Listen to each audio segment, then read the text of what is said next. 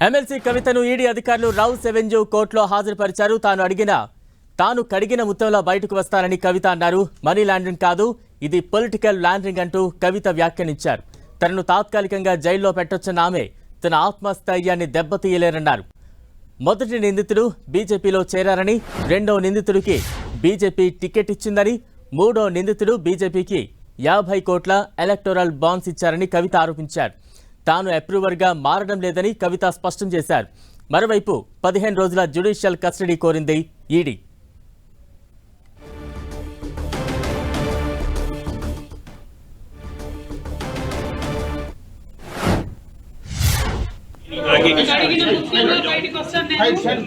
టెంపరీగా జైల్లో పెట్టొచ్చు, కానీ మా ఆత్మస్థైర్యాన్ని దెబ్బతీయలేదు.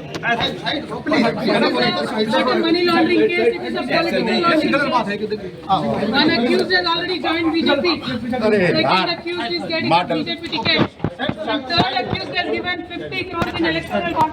This is not a money laundering, it is a political laundering case. It is a fabricated and false case. We will come out very clean. Jai Telangana. Jai Karnataka. Jai Telangana. Jai Telangana.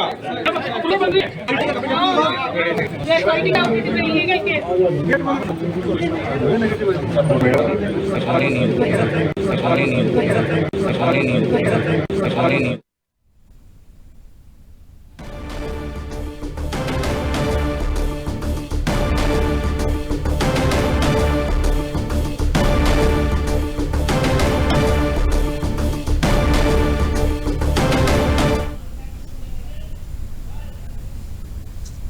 జై తెలంగాణ. అడిగిన ముఖ్యంగా బయటకు వస్తాను. టెంపరీగా జైల్లో పెట్టొచ్చు, కానీ మా ఆత్మస్థైర్యాన్ని దెబ్బతీయలేదు. Money laundering case, it is a political laundering case. One accused has already joined BJP. Second accused is getting a BJP ticket. And third accused has given 50 crores in electoral bond. This is not a money laundering, it is a political laundering case. It is a fabricated and false case. We will come out very clean. Jai Telangana. Jai Karnataka. Jai Telangana. Jai Telangana. They are fighting out, it is an illegal case.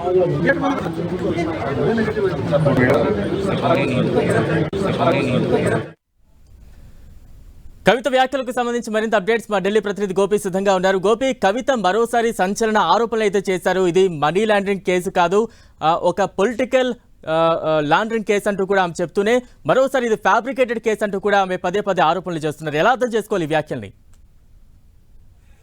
కవిత ఈ కేసులో ఆరోపణలు ఎదుర్కొన్నప్పటి నుంచి కూడా ఇది తప్పుడు case, నిరాధారమైన case. ఈ కేసులో తాను ఎటువంటి తప్పు చేయలేదనే చెప్తున్నారు. సో అరెస్ట్ అయిన తర్వాత కూడా ఇదే రకమైన స్టేట్మెంట్స్ ఆవిడ ఇస్తూ వస్తున్నారు. సో ఈ రోజు కూడా కోర్టులో ఆమె 10 రోజుల కస్టడీ ముగిసిన సందర్భంగా కోర్టులో ఆమెను పోలీస్ స్టేషన్ ముందు లోపలికి వెళ్లే ముందు మీడియాతో మాట్లాడడం జరిగింది. తాను కట్టిన ముత్యాల్లో బయటకు వస్తానని, ఇది మనీ లాండరింగ్ కాదు, పొలిటికల్ లాండరింగ్, కేవలం తాత్కాలికంగా తన జైల్లో పెట్టొచ్చు, కానీ తన ఆత్మస్థైర్యాన్ని దెబ్బతీయలేరు. సో ఇప్పటికే ఈ కేసులో నిందితులుగా ఉన్నారు, బీజేపీలో చేరుతున్నారు. ఒకరు బీజేపీ మొదటి నిందితుడు బీజేపీలో చేరారు, రెండో నిందితుడు బీజేపీ టికెట్ కోసం చూస్తున్నారు. అలాగే మూడో నిందితుడు ఎలక్ట్రల్ బాండ్స్ ద్వారా 50 కోట్ల రూపాయల నిధుల్ని, విరాళాలని బీజేపీకి ఇచ్చారు అన్న ఆరోపణల్ని, సంచలన ఆరోపణల్ని కవిత చేయడం జరిగింది. అలాగే అప్రూవర్ గా మారడం లేదన్న విషయాన్ని కూడా ఆవిడ చెప్పారు. ఈ కేసుని న్యాయపరంగానే ఎదుర్కొంటాం, లీగల్ బ్యాటిల్ చేస్తామని చెప్పి ఆవిడ మరోసారి చెప్పడం జరిగింది. సో ఖచ్చితంగా కవిత ఈ కేసులో ఫర్దర్ ఇన్వెస్టిగేషన్ కోసం ప్రస్తుతం కోర్టులో ప్రొసీడింగ్స్ కొనసాగుతున్నాయి. కవితను జ్యుడిషియల్ కస్టడీకి పోవడం జరిగింది. కవిత ఈ కేసు దర్యాప్తుకు సహకరించడం లేదు.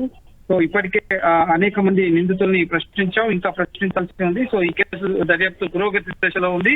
సో ఇంకా ఈ దర్యాప్తు కొనసాగుతుంది కాబట్టి కవితను జ్యుడిషియల్ కస్టడీకి ఇవ్వాలి అని చెప్పి ఇటు ఈడీ తరపు న్యాయవాది జోయబ్ హుస్సేన్ ఆన్లైన్ లో వీడియో కాన్ఫరెన్స్ ద్వారా వాదనలు వినిపిస్తున్నారు. వర్చువల్ గా వాదనలు కొనసాగుతున్నాయి. కవిత తరపున విక్రమ్ చౌదరి వాదనలు వినిపిస్తున్నారు.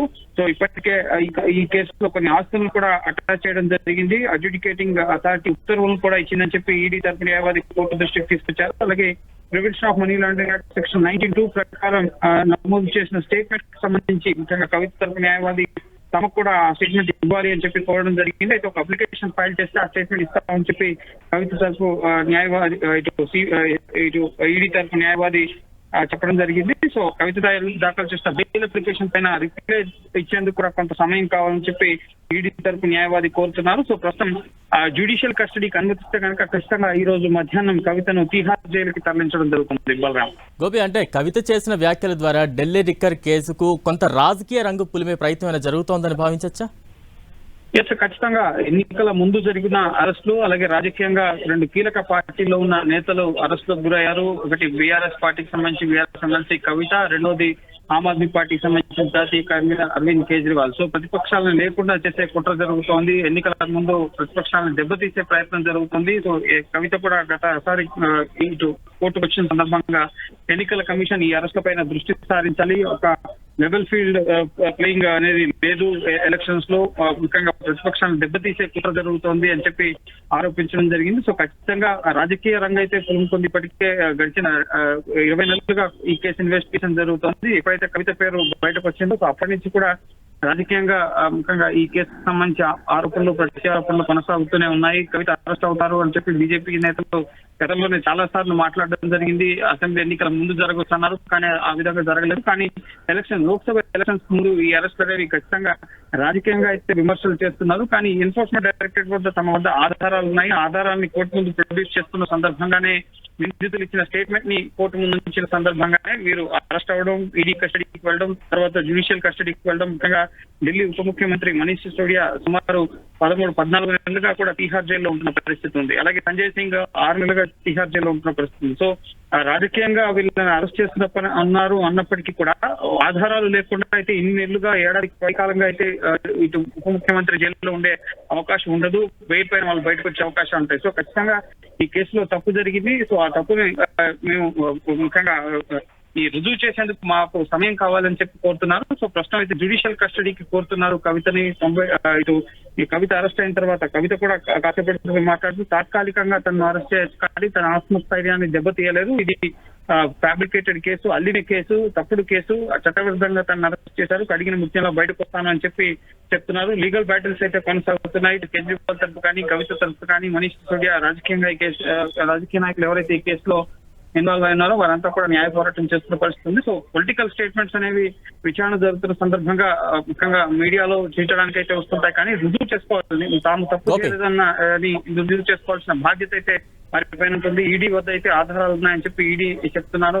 దానికి అనుగుణంగానే ఛార్జ్ షీట్లను తయారు చేస్తున్నారు. అలాగే రిమాండ్ కోర్ట్స్ లో కూడా కీలక అంశాలని వాళ్ళు పేర్కొంటున్న పరిస్థితి ఉంది. సో ప్రస్తుతం అయితే తిహార్ జైలుకు పంపేందుకు జ్యుడిషియల్ కస్టడీకి 15 రోజుల కస్టడీకి కోరడం జరిగింది. సో ప్రస్తుతం కోర్టు ఒకవేళ ఈడీ అభ్యర్థులను అంగీకరిస్తే కనుక ప్రస్తుతం కోర్టు నుంచే కవితను ఇటు తిహార్ జైలుకి తరలించడం జరుగుతుంది. ఆమె మెడికల్ రిపోర్ట్స్ కూడా ముఖ్యంగా కోర్టుకు సబ్మిట్ చేయడం జరిగింది. ఈ కేసులో ఇంకా అనేక మంది నిందితులను గోపి, కవిత చేసిన వ్యాఖ్యల్లో మరో అతి ముఖ్యమైనది, మొదటి నిందితుడు బీజేపీలో చేరారు, ఇంకో నిందితుడు రెండో నిందితుడు బీజేపీ టికెట్ పొందాడు, మూడో నిందితుడు 50 కోట్ల ఎలక్టోరల్ బాండ్స్ ఇచ్చారు అంటూ కూడా కవిత చేసిన వ్యాఖ్యలు ఇక్కడ ఎలా అర్థం చేసుకోవాలి? మరోవైపు నేను అప్రూవర్ గా మారట్లేదు అంటే తన మీద ఏమైనా అప్రూవర్ గా మారమని ఒత్తిడి ఏమైనా ఉందా?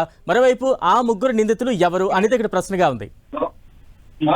ఖచ్చితంగా ఈ ముగ్గురు ఎవరు అనేది ఇప్పుడు రాజకీయంగా ప్రశ్నార్థకంగా ఉంది. ఎవరు బీజేపీలో చేరారు, అలాగే ఈ కేసులో ఆరోపణలు ఎదుర్కొంటున్న వ్యక్తులు ముఖ్యంగా ఎవరు టికెట్ ఆశిస్తున్నారు లోక్సభ ఎన్నికలకు సంబంధించి అనేది ప్రస్తుతం చర్చనీయాంశంగా మారింది. కవిత ఎవరిని ఉద్దేశించి వ్యాఖ్యలు చేసింది అనేది అయితే ఎవరి పేరు బయటకు రానప్పటికీ కూడా సో ఖచ్చితంగా ఎలక్టోరల్ బాండ్స్ ద్వారా కొందరు నిందితులు ఇటు బీజేపీకి ఫండ్స్ ఇచ్చారు, ఆ తర్వాతే వాళ్ళు బెయిల్ పైన రిలీజ్ అయ్యారు అన్న ఆరోపణలు కూడా ఉన్నాయి. ఈ కేసు అప్రూవల్ గా కీలక వ్యక్తులు మాగుంట శ్రీనివాసులు రెడ్డి తన వద్ద ఉన్న సమాచారాన్ని ఈడీకి ఇచ్చారు, ఆయన అరెస్ట్ కాలేదు. అలాగే మాగుంట రాఘవ ఈ కేసులో అప్రూవల్ గా మారి స్టేట్మెంట్ ఇచ్చిన తర్వాతే ఆయన 6 నెలలు 7 నెలలు జైల్లో ఉన్న తర్వాత అప్రూవల్ గా మారిన తర్వాత బెయిల్ పైన బయటకు వచ్చిన పరిస్థితి.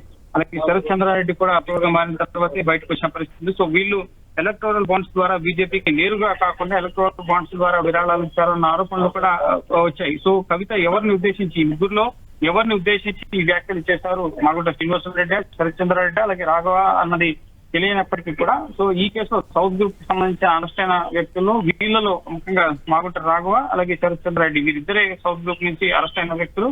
సో వీళ్ళు అప్రూవల్ గా మారారు. సో వీళ్ళని ఉద్దేశించి కవిత ఏమైనా వ్యాఖ్యలు చేశారన్నది మనకి స్పష్టత లేకపోయినప్పటికీ కవిత మాత్రం సంచలన ఆరోపణలు చేశారు. బీజేపీకి వత్తాసు పలికే వాళ్ళకి ముఖ్యంగా కేసుల నుంచి బయటకు వచ్చిన వాళ్ళు రాజకీయంగా లబ్ధి పొందుతున్నారు, వాళ్ళు సేఫ్ గా ఉన్నారు. కానీ ఫ్యాబ్రికేటెడ్ కేసుతో ఇది ఒక మనీ లాండరింగ్ కేసు కాదు, ఇది ఒక పొలిటికల్ లాండరింగ్ కేసు. ఇది రాజకీయంగా కక్ష సాధించేందుకు ఈ అరెస్ట్ అని చెప్పి ఈ అరెస్ట్ చట్టవిరుద్ధం అంటూ కూడా పేర్కొన్నారు. సో ఎవరు ఆ ముగ్గురు అనేది మనకి తెలియనప్పటికీ పేర్లను ఎవరిని కూడా కవిత ఉద్దేశించి మాట్లాడలేదు. అయితే ఈ కేసులో ఇతరులు ఎవరైనా అరెస్ట్ అయి ఉన్నారంటే కనుక ఆమ్ ఆద్మీ పార్టీకి సంబంధించిన నేతలు వారెవరు కూడా బీజేపీలో చేరలేదు, బీజేపీలో టికెట్ కూడా ఆశించని పరిస్థితి. మిగతా వారు లిక్కర్ వ్యాపారంలో ఉన్నవారు సమీర్ మహేంద్ర కానీ అలాగే విజయ్ నాయర్ కానీ లేక ఇటు ముఖ్యంగా అమన్దీప్ దల్ ఇటు లిక్కర్ వ్యాపారంలో ఢిల్లీ అలాగే నార్థన్ స్టేట్స్ లో వ్యాపారం చేస్తున్న వాళ్ళు ఉన్నారు. కానీ మిగతా వాళ్ళు కూడా పొలిటికల్ వాదనలు కూడా ముగిసినట్టు తెలుస్తోంది. దానికి సంబంధించిన అప్డేట్స్ ఉన్నాయా?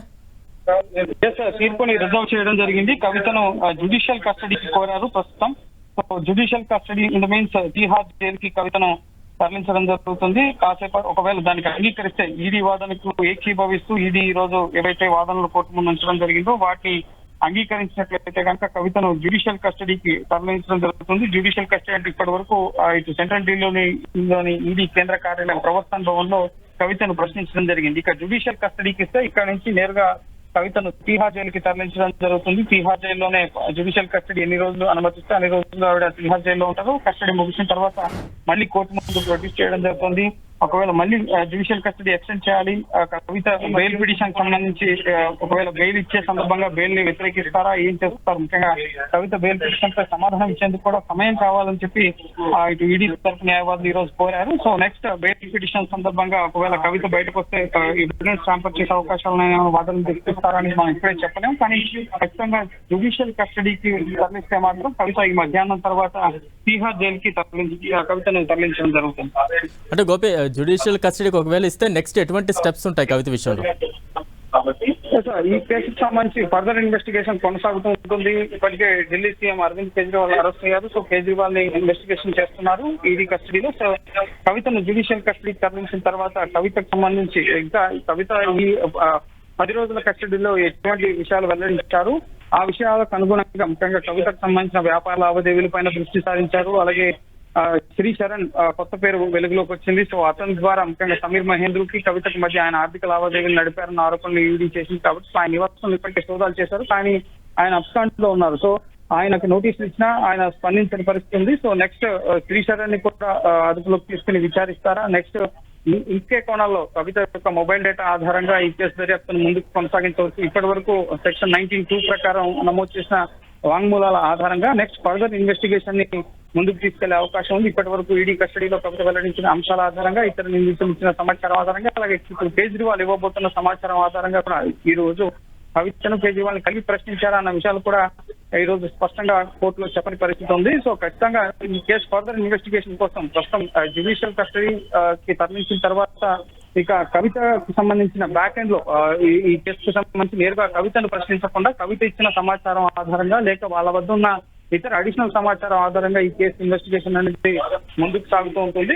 సో ఫర్దర్ గా కవిత బెయిల్ ప్రొసీడింగ్స్ కి సంబంధించి కోర్టులో ముఖ్యంగా విచారణలు జరుగుతాయి. ఒకవేళ ఇక్కడ బెయిల్ రాకపోతే హైకోర్టు, సుప్రీంకోర్టు వరకు వెళ్లే అవకాశం ఉంటుంది. సో ఇక న్యాయపరమైన పోరాటం కవిత చేయాల్సి ఉంటుంది. ఇది ఇప్పుడు కస్టోడియల్ ఇంట్రాగేషన్ పరంగా చేయాల్సిన ప్రక్రియ అంతా ముగిసింది. కవితను ప్రశ్నించడం కానీ, కవిత సమాధానాలు ఇవ్వడం, కవిత వాంగ్మూలాన్ని రికార్డ్ చేయడం, ఇవన్నీ కూడా ముగిశాయి. నెక్స్ట్ గా ఫర్దర్ గా ఇంకా కవిత సహకరించడం లేదు, కవిత ఏమాత్రం వివరాలు వెల్లడించడం లేదని భావించినప్పుడు ఇప్పుడు జ్యుడిషియల్ కస్టడీకి 14 రోజుల సమయం ఉన్నప్పటికీ కూడా 10 రోజులకే జ్యుడిషియల్ రిమాండ్ ని కోరడం జరిగింది. సో జ్యుడిషియల్ కస్టడీకి ఇచ్చిన తర్వాత నెక్స్ట్ ఫర్దర్ గా ఈ కేసులో కవిత పాత్రకు సంబంధించి ఈడీ వద్ద ఉన్న ఆధారాలు, ఇతర నిందితులు ఇచ్చిన వాంగ్మూలాల ఆధారంగానే ఈ కేసు ఇన్వెస్టిగేషన్ ముందుకు తీసుకెళ్లడం జరుగుతుంది. అలాగే ఇంకా కేజ్రీవాల్ ఆ కస్టడీలో ఉన్నారు కాబట్టి సో నెక్స్ట్ ఇక్కడ ఈడీలోనే అయిపోతుందా అని కూడా మనం చెప్పలేము. ఎందుకంటే ఈ కేసులో సిబిఐ కూడా ఇన్వాల్వ్మెంట్ ఉంది కాబట్టి సో నెక్స్ట్ ఈడీ కవిత జ్యుడిషియల్ కస్టడీలో ఉన్న సందర్భంగానే కవితను సిబిఐ కూడా అదుపులోకి తీసుకుంటుందా, నెక్స్ట్ సిబిఐ కూడా తమ కస్టడీలోకి తీసుకుని ప్రశ్నిస్తుందా? సో ఏం జరగబోతుంది అన్నది మనం వెయిట్ చేయాల్సి ఉంటుంది. కానీ ఫర్దర్ గా న్యాయపరమైన పోరాటమే ఇక కవిత చేయాల్సి ఉంటుంది. బెయిల్ పిటిషన్ మూవ్ చేసుకోవడం కానీ, ఇక్కడ ట్రయల్ కోర్టులో బెయిల్ పై పోరాటం, నెక్స్ట్ ఇక్కడ ఊరట లభించకపోతే హైకోర్టు, సుప్రీంకోర్టు వరకు కూడా వెళ్లే అవకాశాలు కనిపిస్తున్నాయి. సో ఖచ్చితంగా ఇకపై కేవలం న్యాయపరమైన అవకాశాలు మాత్రమే కవితకు ఉన్నాయని చెప్పాల్సి ఉంటుంది. అలాగే ఈడీ కూడా నెక్స్ట్ ఈ ఇన్వెస్టిగేషన్ లో వెల్లడయ్యే విషయాల ఆధారంగా ఇప్పటికే తమ వద్దున్న ఆధారాలు, అలాగే శిరీషారాన్ని ఒకవేళ అరెస్ట్ చేసి ఆయన ప్రశ్నిస్తే ఆయన ఇచ్చే ఆధారాలు, అలాగే కేజ్రీవాల్ వెల్లడించిన వాంగ్మూలాల ఆధారంగా ఈ కేసుని ఫర్దర్ గా ముందుకు తీసుకెళ్లే అవకాశం కనిపిస్తుంది. అలాగే ఇప్పుడు అరెస్ట్ చేసిన 90 రోజుల్లోపు అంటే మార్చి 15న అరెస్ట్ చేశారు. సో జూన్ 15వ తేదీలోపు కవిత పైన ఛార్జ్ షీట్ ఫైల్ చేయాల్సి ఉంటుంది. సో ఛార్జ్ షీట్ నమోదు చేసిన తర్వాత ఆమె పైన ఏమేమి అభియోగాలు మోపారో ఆమె పాత్రేంటి అన్నిటి కూడా ఛార్జ్ షీట్ లో మెన్షన్ చేయడం జరుగుతుంది. అప్పటి వరకు కూడా కవితకు ఒకవేళ పైకోర్టులో కనుక బెయిల్ లభిస్తే కనుక ఆవిడ విడుదలై బయటకు రావడం జరుగుతుంది. లేదన్నట్లయితే కనుక సిసోడియా తరహాలో సుదీర్ఘంగా ఈ కేసు విచారణ ముగిసేంత వరకు, దర్యాప్తు ముగిసేంత వరకు కూడా కవిత జైల్లోనే ఉండాల్సిన పరిస్థితి ఏర్పడుతుంది. గోపి, అంటే బెయిల్ పిటిషన్కి సంబంధించి కోర్టులో ఎటువంటి వాదోపవాదాలు కొనసాగాయి? కవిత తరపు న్యాయవాదులు ఎటువంటి అంశాలు అక్కడ ప్రస్తావించారు? ఈడీ తరపు న్యాయవాదులు ఎటువంటి అంశాలు కోర్టు దృష్టికి పెట్టారు?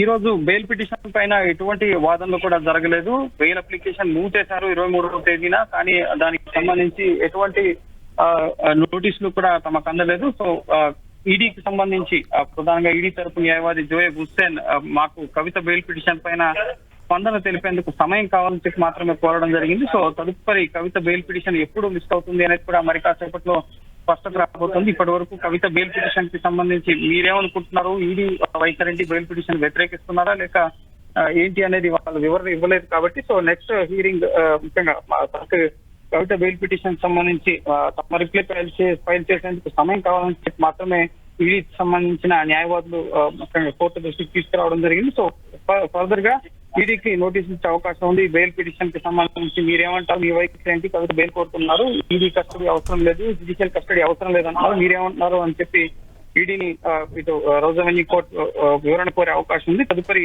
విచారణలోపు ఈడీ తమ రిప్లైని ఫైల్ చేయాల్సి ఉంటుంది. తదుపరి ట్రయల్ కోర్టులో కవిత బెయిల్ పైన వాదనలు కొనసాగబోతున్నాయి. గోపి, అంటే కవిత ఈడీ విచారణకు ఎంతవరకు సహకరిస్తున్నారు? మొన్నటి వరకు చూసాం 7 రోజులు కస్టడీ ముగిసింది, 3 రోజులు మళ్ళా కస్టడీ పొడిగించారు. ఇన్ని రోజుల్లో ఎటువంటి విచారణ సాగింది? ఎటువంటి ప్రశ్నలు సంధించారు? ఎంతవరకు కవిత ఆ ప్రశ్నలకు సహకరించారు? కవిత ఇప్పటి వరకు ఇన్వెస్టిగేషన్ లో సహకరించలేదు అన్న విషయాన్ని మాత్రమే కోర్టు దృష్టికి ఈడీ అధికారులు తీసుకెళ్లడం జరిగింది. ముఖ్యంగా మొదటిసారి 7 రోజుల కస్టడీకి ఇచ్చినప్పుడు 5 రోజులు ఆమెను ప్రశ్నించడం జరిగింది. ఆ తర్వాత ముఖ్యంగా 3 రోజుల కస్టడీలో ఆమె విచారణకు సహకరించదు. Prevention of money laundering act section 92 ప్రకారం ఆమె ప్రశ్నించడం జరిగింది అని చెప్పి ఇటు ఈడీ అధికారులు చెప్పారు. సో ఖచ్చితంగా రిమాండ్ రిపోర్ట్ మరి కాసేపట్లో మనకు వచ్చే అవకాశం ఉంది. దాని ఆధారంగా ఈ తదుపరి 3 రోజుల ఇన్వెస్టిగేషన్, మొత్తం ఓవరాల్ గా 10 రోజుల ఇన్వెస్టిగేషన్ లో కవిత ఏ అంశాలపై ప్రశ్నించారు, అలాగే కవిత ఎటువంటి సమాధానాలు చెప్పింది, ఎవరెవరితో నిందితులతో కలిపి ప్రశ్నించారు, ఫర్దర్ గా ఈ కేసు ఇన్వెస్టిగేషన్ కోసం కవితను జ్యుడిషియల్ కస్టడీకి ఇవ్వాలని చెప్పి కోరుతున్నారు కాబట్టి సో ఆ వివరాలతో కొన్ని అప్లికేషన్ మనకి వచ్చే అవకాశం ఉంది.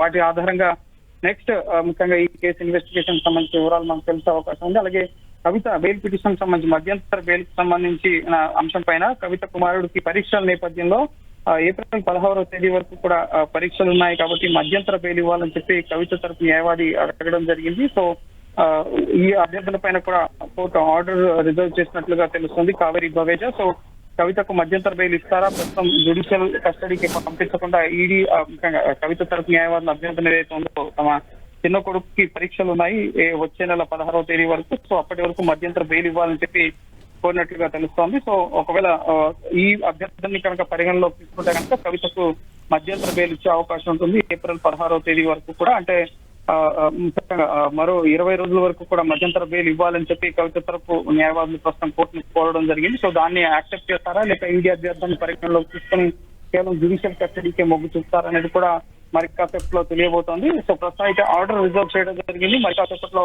ముఖ్యంగా 1 గంటలో ఆర్డర్ కి సంబంధించిన వివరాలు కూడా కోర్టు వెల్లడించడం జరుగుతుంది. ఒకవేళ జ్యుడిషియల్ కస్టడీ ఇస్తే కనుక కవితను నేరుగా మధ్యాహ్నం ఇటు రౌజ్ అవెన్యూ కోర్టు నుంచి ఇటు తీహార్ జైలుకి తరలించడం జరుగుతుంది. బలరాం.